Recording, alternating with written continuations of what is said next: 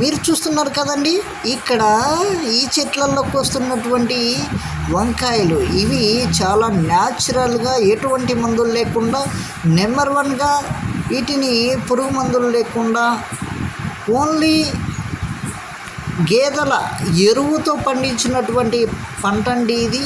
కాయలు చూస్తున్నారు కదా, వంకాయలు ఎంత తేజస్సుగా ఉన్నాయో, చాలా బాగున్నాయండి. మంచిగా వచ్చింది కాపు కూడా, పూత బాగుంది.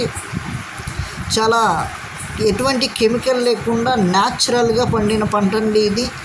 మా అమ్మగారు ఇవాళ కోస్తూ ఉన్నారు. చాలా వంకాయలు కూడా చాలా బాగున్నాయి, తేజస్సుగా ఉన్నాయి, బాగున్నాయి.